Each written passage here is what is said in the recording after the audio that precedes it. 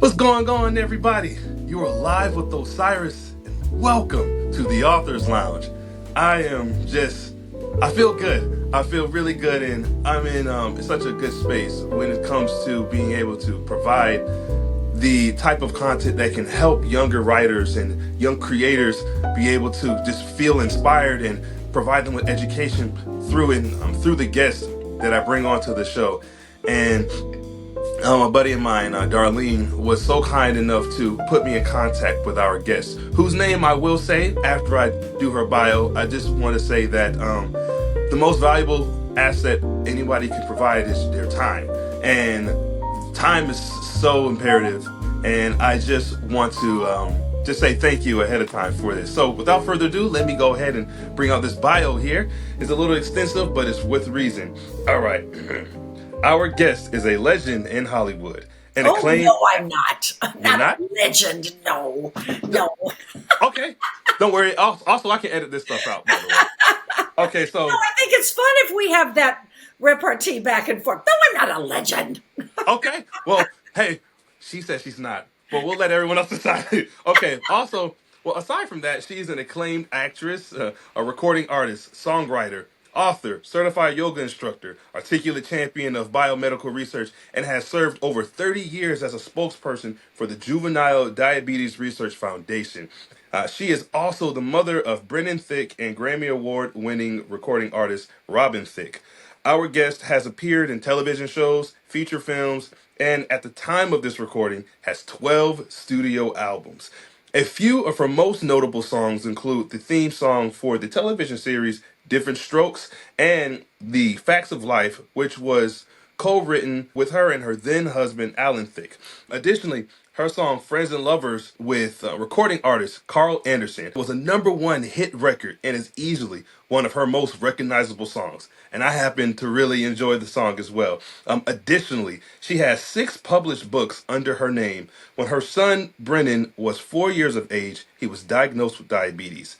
She created and self published 2 volumes of the Days of Our Lives celebrity cookbook. Those books, along with her recording A Shot in the Dark, raised more than $1 million dollars for diabetes research. And finally, our guest was awarded with the Lifetime Commitment Award from Juvenile Diabetes Research Foundation and the 1999 Women of Achievement Award from the Miss America organization and is listed in the World Who's Who of Women and Who's Who in America.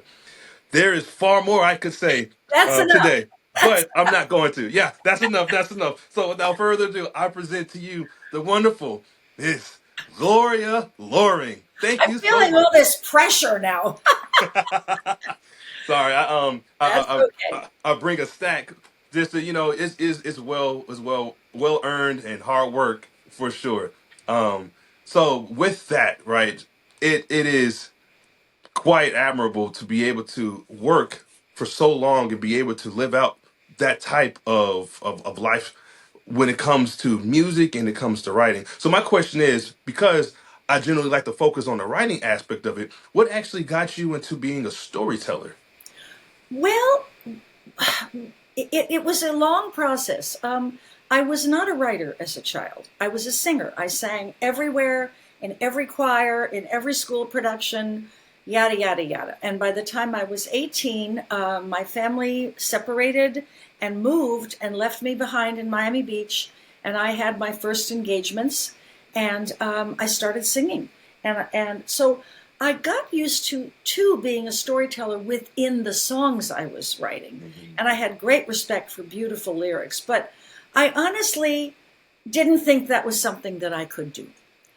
So the years go by, and I'm on Days of Our Lives as Liz Chandler, which was fun. I was there over 6 years. And my son was diagnosed with diabetes just before I joined the cast. And so I put together this. I got this idea because we were trading recipes in the back in the makeup room, and I went, I bet the fans would love this. So anyway, I started the process, and lots of wonderful. I've told the story before, but lots of wonderful coincidences stepped in and helped me get the funding I needed.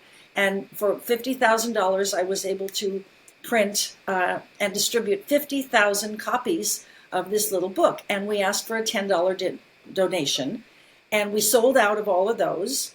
And then I did volume 2, and we sold out of all of those, et cetera, et cetera. So we raised this money. Now, I must say, the Juvenile Diabetes Research Foundation was named that before, and they have recently changed their name to Breakthrough TD1, which is type 1 diabetes, TD1. Anyway, or T1D, sorry.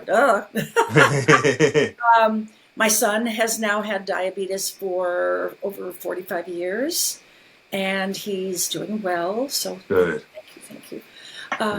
Yeah, and nobody else in the family from Brennan's level on down got diabetes. We have some, like a cousin of my father's who got diabetes, etc. But anyway, in putting together that book, I had to express myself. I had to write the foreword. I had to do some writing. Then I got letters because my character was very popular back. We had 10 million daily viewers. Oof. And I would get letters from kids, adults. One kid said, my aunt, I love her so much, and she's got diabetes. What should I tell her to do about her diabetes? I thought, honey, I can't write you a manual. And somebody said, why don't you write a book? So I did. That was my first book. And it was really an interesting process. It was a cookbook and an advice book, how to live with diabetes, and here are recipes to help you do that.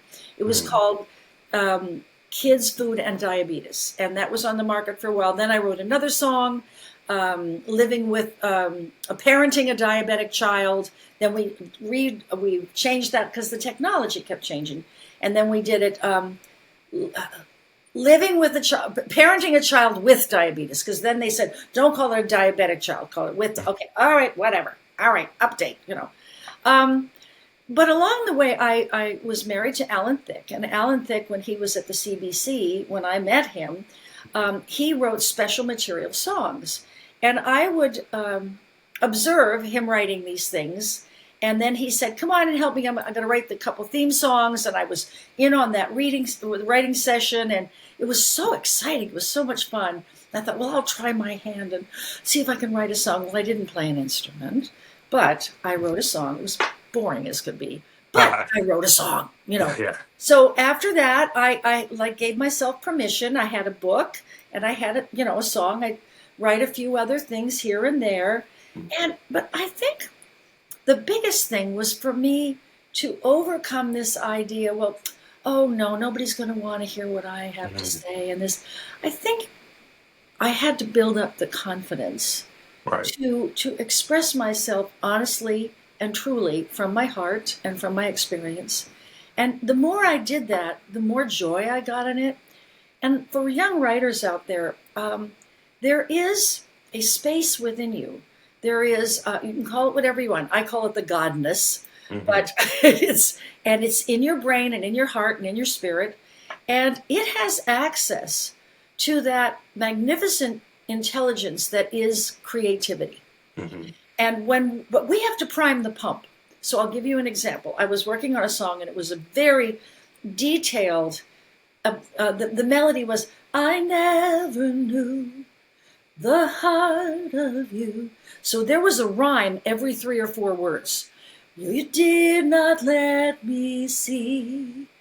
We filled our time with summer wine and sensuality. So there was very intricate, interconnected rhymes. And I had worked on one of the lines. I was really making progress. It was coming. I was putting the work in. I knew what my heart wanted to say. And we had created the melody. And all of a sudden, I couldn't, this one line. Only one line was left. And I went, I was struggling for 2 hours. I struggled, and I knew some of the words that had to go into that line, some of the ideas, and I thought, oh, God, okay, I'm going to drive myself crazy. I'm going to go get a Starbucks. So I went and got in my car, started to drive away, and as I did, the words that I knew had to be in the song, in the storyline, did this. They all came together. Without my effort. I had put the effort in priming it. Right. But that inner guidance stepped in and did the final work for me. And the That's line awesome. was and I was like, wow. And Right.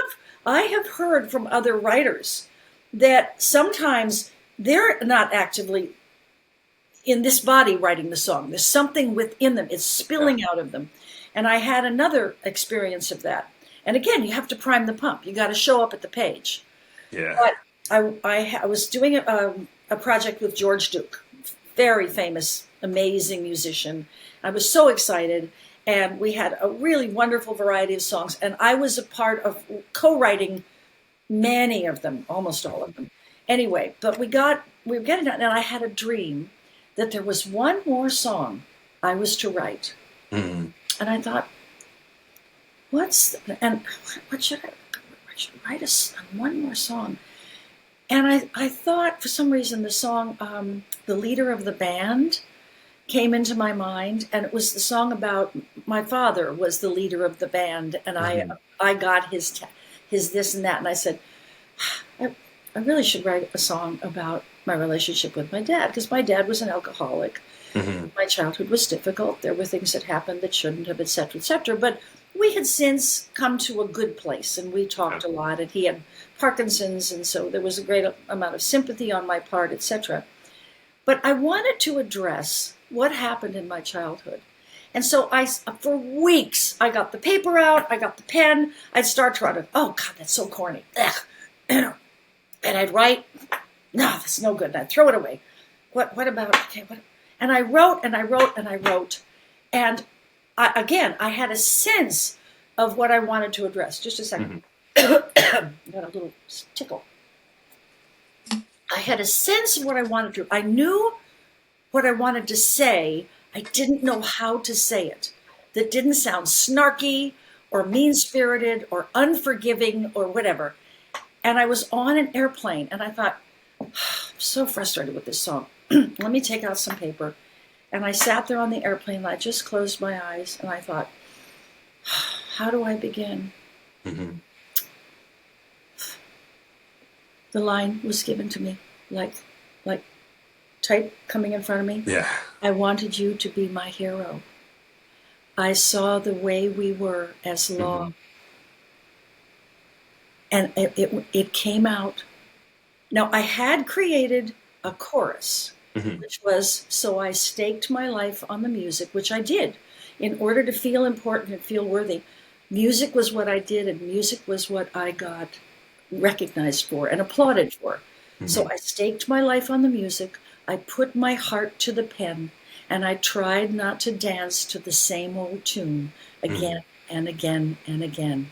Mm-hmm. And with all that we've been through, I do love you. So I had that chorus. That's awesome. Now, and that's a powerful chorus. Yeah. And I've heard from people that this song has changed their relationship with their parents. Mm-hmm. So, but anyway, now I had to do that verse, and I sat and I said, what? And it came. I wanted you to be my hero.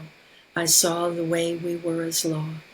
You know, and it started to write itself. It was a state of grace. It was absolutely a state of grace. It was what I call the godness, which is the process. Yeah. The process of God appearing in our lives. Mm-hmm. And the godness helped me write the song. I did the work. I showed up at the page. I tried. The ideas in there, you know, I didn't just sit down and say, okay, write the song for me. You know, yeah, I showed up. Mm-hmm. And then it was like something opened in me, and it came out. Mm-hmm. And it to this day, it is the most beautiful thing. I take credit for the writing coming through me, because it was my experience. It was my good-heartedness that wanted to write a song that acknowledged the pain, but in a gentle, forgiving way. Mm-hmm. And I was able to do that. And George Duke wrote this beautiful melody. I wrote the lyric, and then George wrote this beautiful mm-hmm. melody. And so there is that space within us. Mm-hmm. We have to do the preparatory work.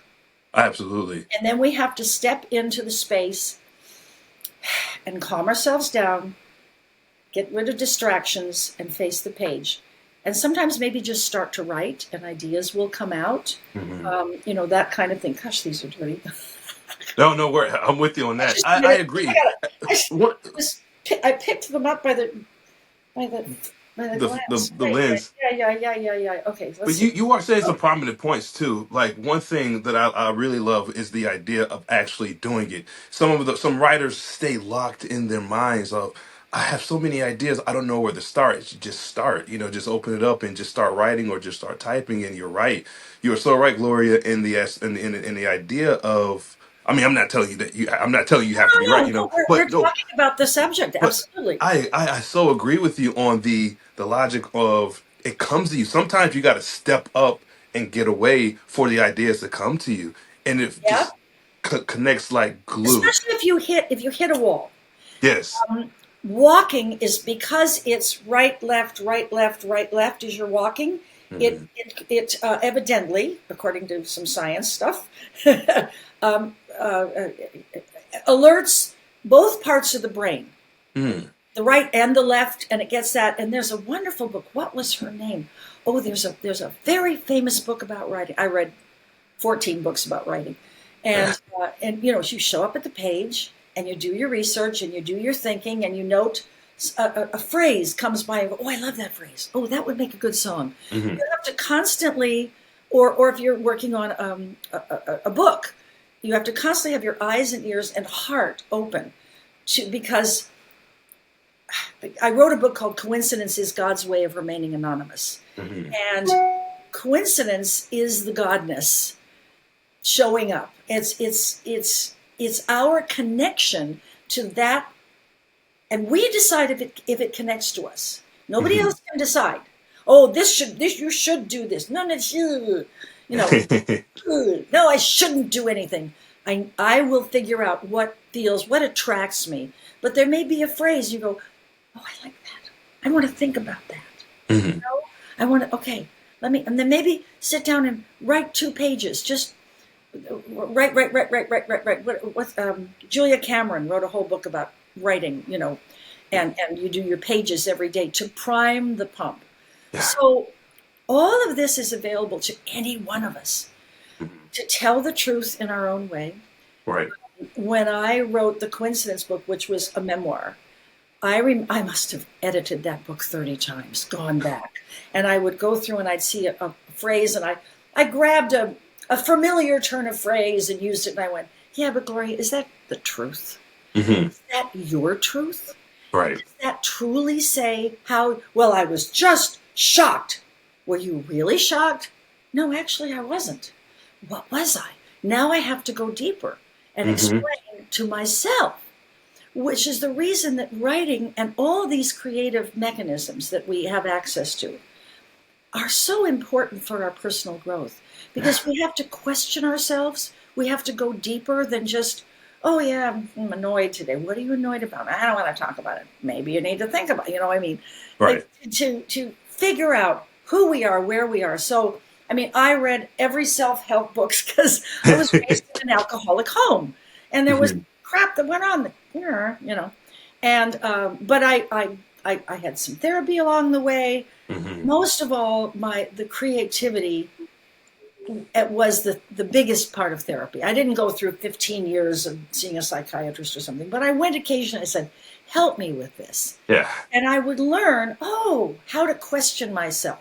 Hmm. Um, and that again, I think the opportunity I have in the other room, maybe I'll grab it later, a little plaque that says, what we are is God's gift to us. What we become is our gift to God. Yes. I love that. So deep. Isn't So that deep. wonderful? Yes, it is. So, Yes, it is. taking what we've been given, like I had certain gifts. I could sing. The biggest one is I could sing. I like I'm the sixth generation of musicians on my dad's side of the family, professionals. My son Robin is. I think my grandson is. He's already singing and winning Yeah. awards. He's only 14. Another one. Yeah. Anyway, but don't accept. I would not. It's not an order. It's a suggestion. You Yeah. don't have to accept. I love that. Have to accept Strongly someone encouraged. else's assessment Yeah. of you, but you can take it under advisement. You're so nasty. You're so mean. Hmm. You're so jealous. You're so, and don't just say no. I'm not. Okay, if it pricks your heart, there's something there. There's something Right. there. Sit down and say, okay, or talk over with a good friend, or do it by yourself. Am I jealous? Well, yeah, sometimes. Yeah. So Hmm. when something comes at you that you go, I don't like that. If you don't like it, there's probably a little kernel of truth. Now, if somebody says something and Hmm. says, I know. somebody said to me, "You're so selfish," I went, "No, I'm not." Everywhere, excuse me, I have a stack of $10 bills in my car. I give out to people all the time. I'm going to my grave with probably $4,000 left. Big deal. I'm always, if somebody's on the street, especially a woman with a child, you know, Hmm. I have in these later years. I'm retired now, and I said to myself, "What is my job now?" My job was to raise children. Did that. My job was to be a singer. Did that. Not doing it anymore. My job was to be an actor. Did that. Write Hmm. songs. Did that. What's my job? And I thought, my job is to be a loving presence now. Hmm. You're doing wonderfully at that as But well. that was for me Yeah. because I thought there are times when I haven't been, when I've been struggle. And I thought, how can I love and accept? Because the way to bring more, again, I'm using my funny little word, godness, into my Hmm. life, is to be more like that is called love with a big capital L, Yes. grace, kindness, compassion, Hmm. all of those. How do we get to those? We have to give up being offended. I had a wonderful teacher years ago who said, it is worse to take offense than give offense. Hmm. And I thought about that one a That's lot of deep. times. But to give up the obstacles we create to connection. I have some stuff that still comes up. I'm still Hmm. working on it. I am not a perfected being. I Hmm. talk about it, but I'm not there yet. But there are things that come back, and I have. I think it's because of my childhood and feeling like I had to struggle for stuff. There's a part of me that wants to battle, and my day will be going perfectly. I'll say, I can't believe when she said that, Gloria, and I say, Gloria, stop. You know, Ah. don't. That was 2 years ago. Stop. So I'm still working on it. Right. But there is always an opportunity for grace and forgiveness. I There is agree. always. Yep. And I Absolutely think agree. those of us who write, who put our souls and our intelligence and our heart on the line by putting the words out into the universe in print, have Hmm. the opportunity to better serve all of us with that search for grace. Grace, Yes. first of all, in our own hearts, gracefulness. Hmm. I never understood what grace was. And my teacher from India, I studied meditation, etc. And she said, grace is the activity of love in the world. Hmm. That's Ah, some wisdom. that's big. A She lot of she wisdom. had these amazing sayings that just turned my head around. Um, but we need more grace in the world. Hmm. We need to understand that everyone, this is one of I have certain favorite quotes. I'll share Yeah. something with you. Everyone is fighting a battle you know nothing about. Hmm. Be kind always. Always. That's whenever I run up against something that makes me want to, Gloria, you don't know what this person, you see something, they're so weird. I don't know what that person was subjected to as a child. Hmm. And so many of these unfortunate patterns in our lives we learned Yes. early on. And if we don't confront them or question them, Hmm. does that serve me any longer? Does it serve me? Right. to be terrified of every single dog because when I was 4, a dog bit me. Probably not. Does it Hmm. serve me? No, because everywhere I go, or worse things than that. So I think that we have this opportunity to soften our hearts Hmm. and invite everything in. Now, that doesn't include abusive, dangerous, but Right. I have another say. I Hmm. had a relationship with someone that I helped and supported for 10 years, and something happened and she just flipped. Well, she had a horrendous childhood experience, and I knew it was coming from that. And we figured out a way for her to exit my life. And I have a phrase that is go with God, but go. But go. Yes. But Please go. get out of So, my life. Go right. do this. Go do this in your life. Figure it out. Yep. I'm done now. I'm done. Thank you. Done. Yeah. Well, I gotta ask you, right, when it comes to relationships, many of many comes and many goes, but just as a parent, right? I'm a parent of three. I have a 9-year-old and twin boys that are 3, and all Oh my three of goodness. yeah, Twin boys, twin boys. 3-year-olds. Oh All my God. and all 3 of them are autistic, right? All on the spectrum, Oh wow. and yeah, and so it comes with challenges. In my wife, and her stuff comes with challenges as well. She had diabetes, but thankfully she doesn't have it anymore. But then she had cancer, but then she beat Oh that. So wow. she's a trooper. She's a Oh trooper. wow. A But it's warrior. yeah, she grew up in an abusive home. So like the Yep. stuff you're saying, I was a substance abuse counselor in the Air Force for several years, and so like I don't know it on a retrospect of actually living through it, but talking to people who struggle with it is a real thing. But Yeah. relationships. So like as a parent, right? And you have children that are doing their thing and they're enjoying themselves. I'm looking more for asking just me to you, even though we're on camera, but how did you, right, like identify what your children wanted to do and push them to such successful life? I didn't Uh, push them. I didn't push them. I watched to see what they loved and I encouraged them. okay.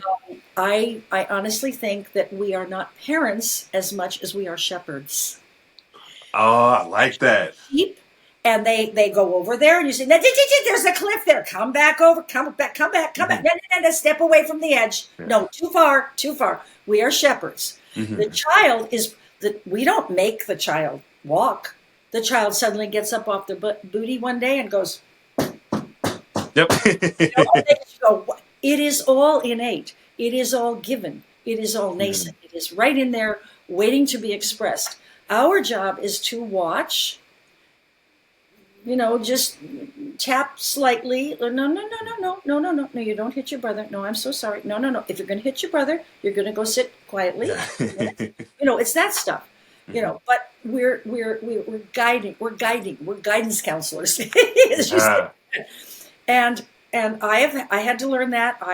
But you can't, if you try to make a child do something that is not, become something that is not part of their heart and part of their DNA and part of the godness that they brought in with them. Hmm. First of all, you will fight probably a losing battle.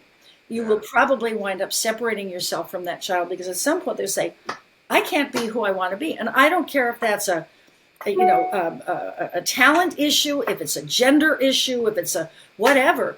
We're told to love each other, not when we approve of them. We're told to love each other. Right. And love listens. Hmm. And love is kind. And love may say, I don't care for what you're doing, and I'm worried about you. You have started down a path that really scares me, but I will be here for you. I will not support you by buying your drugs, as an example, or something. Or Right. excuse me, you're riding a motorcycle over without a helmet. I got to tell you, let's go research what happens to people without a helmet. Let me show you some pictures. Let me offer some guidance. But you're 18. I can't take it away from you. You know. Right. So we're shepherds. We're guidance counselors, and we can only do the best we can do. Where they, my boys did things, and I went, but once they reach a certain age, I just go. They figured it out. There's See, like, a really like, popular book out yeah, there called "Let Them." You, yeah. let them. They Let want them. to go out in the rain without an umbrella. Let them.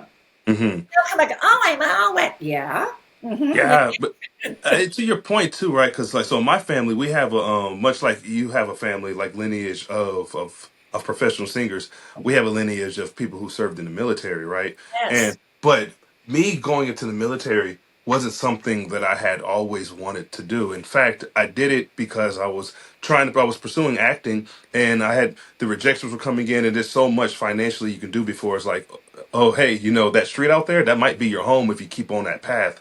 And so Mm. thankfully my mom was able to help me and my dad as well. They were able to kind of redirect me, but then I got into the service. Shepherds. Yeah, exactly. That thought, exactly. With my father, I was more like following into his footsteps, and much like with your son following, I won't say following in your footsteps, but you laying the pathway of being a singer and your ex-husband as well being singers. It's they see their parents doing it, so it's much like them, and they're more likely to. There's more permission there. If you're doing it in the house and you have a career, in fact, Robin started singing a lot. First, he was dancing. I thought, oh, he's going to Mhm, be a dancer, and he was terrific at it. Then he started singing. He was singing. He'd sing all through the house. And I thought, wow, maybe he wants to do that. And then I mhm. was doing a tour in Australia. And I think he was 11 at the time. Actually, I did 4 Australian concert tours because of Days Mhm. of Our Lives was down there and, et cetera, et cetera. And I've got a cute story about that, actually, but I'll tell you. Yeah. So we went down there, and I went down there, and I had a few shows, a week of shows. I had like 3 weeks of shows, and I flew Brennan and Robin down there. Hmm. And I was at this wonderful casino on the Gold Coast, and we were doing shows, and it was packed, and 2,000 people, and we were all on our feet singing together. Hmm. And Robin said, "Mom, when I saw you up there, and how you were with the people in the audience, and how you helped them feel, I knew that's what I want to do." Mm. Isn't that great? So, Yes. you do what you do. You try to set a good example. But could I have made him a performer? No. I mean, we got him piano lessons because he said he wanted to play, and he quit. And I thought, darn, I never played piano. He should play piano. He's so Right. good at it. 6 months later, we had a Christmas party. He sat down and played the piano. I said, how did you do that? He said, Yeah. I just taught myself. Yeah. There. Right there. Oh, that's boring. And he went down and he sat down and blah, blah, blah, blah, blah, blah, blah, blah. And he's a really good piano player. Hmm. So it's self-propelled. Absolutely. Their inclination.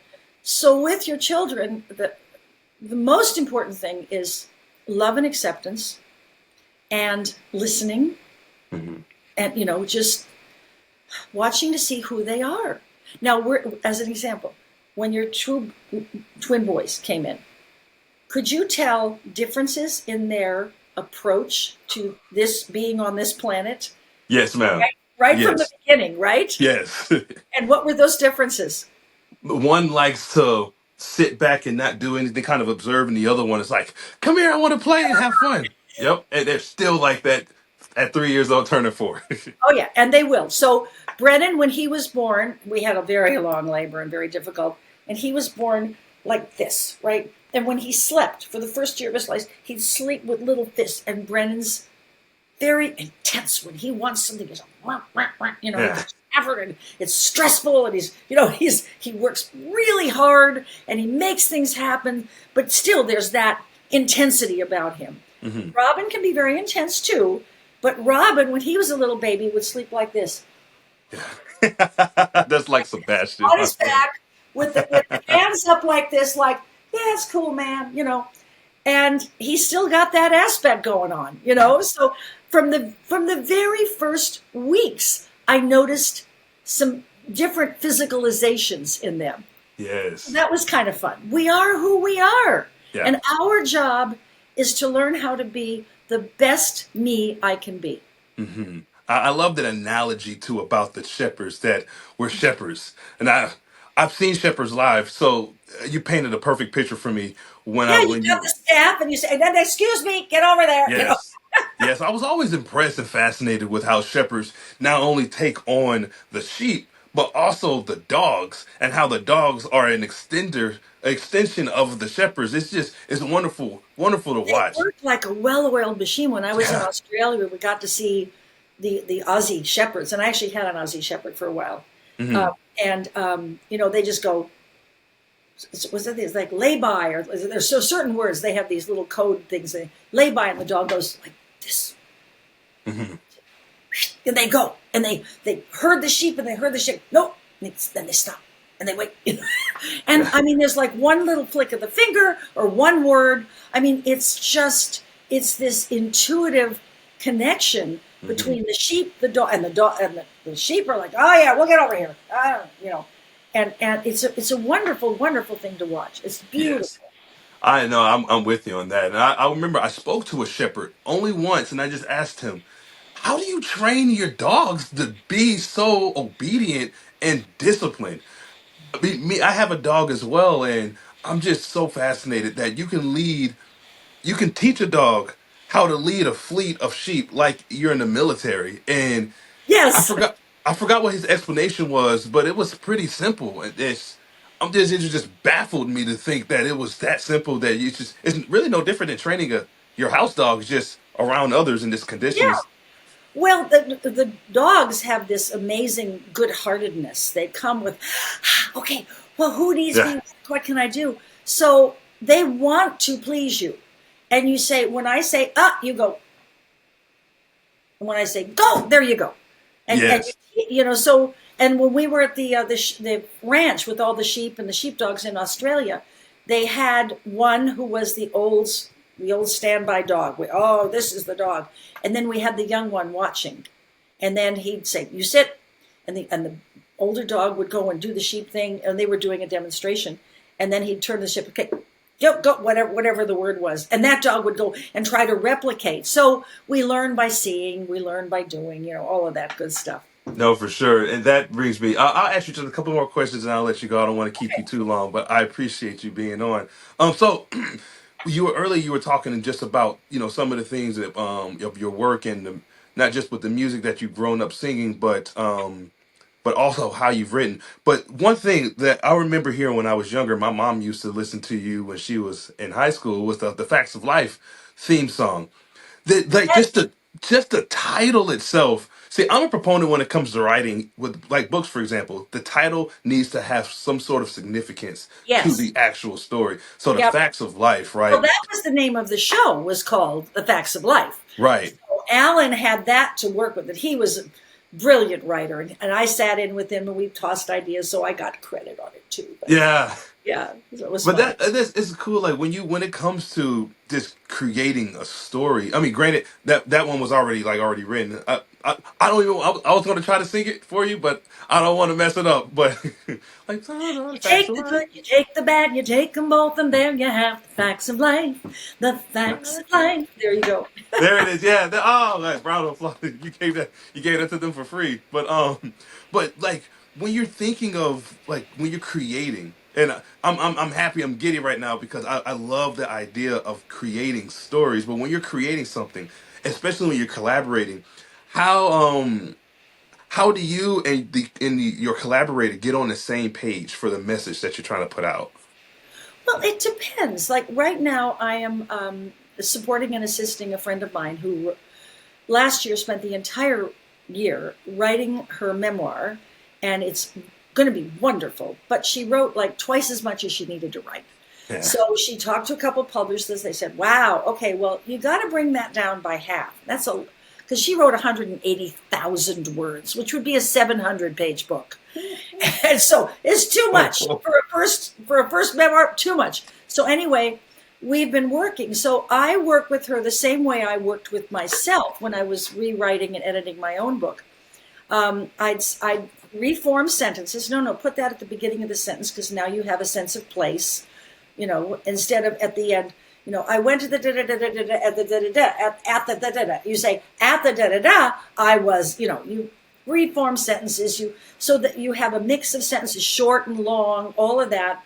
But sometimes I'll get to something and I'll say that's not no that's not going to work. Hmm. That I can't believe that you really mean that. I want you to talk to me just freely Hmm. about what that actually felt like in that moment. And she Yeah. said, well, it felt like whatever, an earthquake and a shrapnel or whatever she said. And I said, there it is. You have to ask yourself, what is the absolute truth? Because the truth jumps off the page and it has that veracity that we want. So we're doing it. We're halfway through her book in only a month. We've gotten through like We've narrowed it down by 20,000 words already. She had already done some, but we've already got another 20,000, and we need to get one more 20,000 off the remaining chapters. So, but we really have fun doing it because, Yes. and sometimes she'll have a story in there because she's a Grammy Award-winning singer and songwriter and musician. She's has awards for her instrumental album. She's an amazing person. And she was in my band for years, and I just adore her. We're very Yeah. close. And I'll say to her, there'll be a story, and I'll say, "You don't need that in here." And she'll say, "Why?" I said, "Because it doesn't do anything for you, and you're telling a tale on somebody else that does not. It is not what your book is about. Your book is not about the people who cheated you, or the people who lied, or the people who whatever. It's about how you grew as a person." Because she had a childhood that was very restrictive. She was taught that anything but classical and religious music was the work of the devil. Yep. And she wasn't allowed to be creative, or you don't take those notes and create your own thing. You take the notes on the page, and that's it. Right. So for her to now be this amazing, she's written all these works, and she's amazing. She's written songs, she's written instrumental pieces. She's sung opera. She was allowed to sing opera because that was classical. But the minute she started doing something, her mother said, "Well," and then she got it like a big paycheck for something she did. His mother said, "Well, okay, I guess that's all right." Yeah. That's awesome. But it's about her growth, and it's going to be a wonderful book. So, but again, when we're writing, that's sort of what it was. And then you have to go back and say, no, exactly what was it? Exactly. What is the deep truth about that moment in my life? Yeah. And if you say, well, I felt like somebody stuck a cold knife in my gut. I said, say that. When he reached over and grabbed you from behind, what did it feel like? Oh, I hated it. No, that's not good enough. What did it feel like? I said, oh my God, I felt like a cold chill go over my whole body. I said, say that. Yeah. Don't say what you think people want to hear. Tell the truth. So we're having a lot of fun with it. Yeah. Tell the truth. Yeah. Tell the truth. Tell the your truth. Yes, The that right there. world needs more people telling their truth, because the more we understand each other, the more civilized we can be, the kinder we can be, and not just backflap at people. No. Oh, tell me that again. So you really like the thing that's happening, this thing. Okay, tell me why. Why do you like it? Oh, okay, so you think. And then we learn something, and we can have compassion. Right. I don't agree with that, but okay, all right, I can be in the same room with that, that kind of thing. Yeah. Oh, well, I appreciate you sharing that. I love it. Just tell your truth. That Yeah. right there is the biggest piece. I'll ask two more questions. And the one is dream chasers, right? People get into this thought of, I want to follow my dream, but I don't necessarily know if it's the right thing to do, because if I take a chance on myself, I may not have money, or I may run out of things. So let me go to school, or let me go this route, and it might not be what I want to do, but let me do it. But what is your, I guess, encouraging words to the younger generation for them to actually follow their dreams in a way that can keep them going? Well, I remember reading a long time ago that the way to begin to trust our instincts or intuition or the inner prompts is to try them out. Well, I just got this feeling I should call Sheila. You know what? Let me call Sheila. Hey, Sheila, what's going on? Oh my God, I can't believe you called me. I just got such and such. That was a little ping from the universe, little ping. Now, maybe some of them are just the busy mind, but the more you begin to respect the godness that within us, which wants good for us, it wants to lead us down with paths of righteousness, etc. But we have to play with that. We have to show up and try it. I don't know, this guy's got this band, and I kind of want it. Well, go do it. And if somebody once said to me, should I be an actress? I said, if you need to ask me, no. Yeah. No, because you should tell me, I'm going to be an actress. Tell me the things you think I should try along my way. Mm-hmm. But you have to get the courage of your convictions, and you do that by gradually trying to follow your prompts, your inner prompts, and see what happens. Mm-hmm. I feel like I should tell my dad the truth about how can I do that in a now maybe you tell your dad the truth and he says, I don't want to hear that. You get out of here. And say, okay, I know I can't. My dad isn't somebody I can tell my truth. Or this friend of mine, Mm-hmm. I told her a truth and she betrayed me. She spread it around. Okay, and you know what? Now when I think back, I thought maybe I shouldn't tell her. There it was. So often Right. we had this little warning. You go out on a date and you go, God, this guy's a little, I don't know. Well, all right. Well, I have to be agreeable. Maybe not. Then the next time you go out with somebody who's a little weird, a little creepy, or Mm-hmm. just you get that, you go, no, thank you. No, thank you. We have to practice following the prompt, the inner prompts, the inner guidance. And that means, I think, also approaching the inner space in some way. Some people do it with meditation. Some people do it with prayer. Some people do it by talking something out with the person they know is good-hearted and Mm-hmm. will give them beneficial advice. But listening to that inner space is so important. Yeah. Okay. No, I like that. Actually, no, I'll close it on that one because it kind of coincides with what advice would you give them. But that's it right there. So yeah, that's a beautiful way to end this. Thank you so much. Thank you so much for agreeing to come on and for spreading your wealth and your knowledge for my audience and just for those who are going to share these stories across social media and the airways that it's going to go on. I do hope that what Gloria has been mentioning is going to serve as a starting point or a continuation for anyone who is in a space of creation or even in a space of wanting to pursue something. It doesn't necessarily have to be anything creative, but you want to pursue something Whatever that it is, right. give yourself permission to follow your guidance, the guidance that comes to you. I'd really like to be. I want music. I want music, and well, maybe I should go to college. Well, okay, go to college, and if you, I've got to have music. I've got to. If every second you're not in your college classes, you're making music, you probably should think about then study music. If you really want to go to college and you've got the funds, then study. Study's not a bad thing. I didn't get to go to college. There was no money. I started working at 18 to support myself. The only money I ever took from my parents was $100 when I was going to be homeless because I was staying with a friend, and her mother said, "You've got to move out." And I went, huh? And I had a job coming up, but I called my dad, and he was a recovering alcoholic, had lost his work. And I said, "Dad, could I borrow $100?" Mm-hmm. And I got that $100, and I got a hotel room for $20 a week with a little air conditioner you put quarters in. Yeah. And I bought a pound of hamburger, a quart of milk, a box of cereal, and a can of peas, and prayed that somebody would take me out to lunch or dinner.